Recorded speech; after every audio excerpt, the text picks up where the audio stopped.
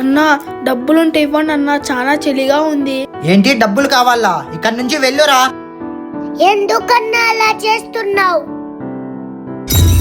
నీకు ఈ డబ్బులు కావాలంటే అక్కడ నా కార్ కనపడుతుంది కదా, వెళ్ళి క్లీన్ చేసి రాపో. సరే అన్నా.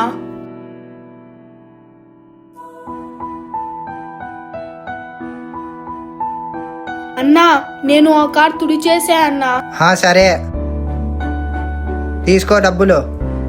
అన్నా కార్ నీట్ గానే ఉంది కదన్నా, మరి నాతో ఎందుకు తుడిపించారు? నాన్న, నీలాగా ఇలా చాలా మంది వచ్చి అడగడం అలవాటైపోయింది.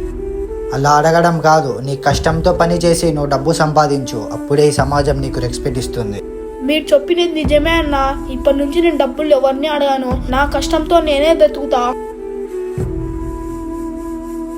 ఈ వీడియో నచ్చింటే లైక్ చేసి సూపర్ అని కామెంట్ చేయండి.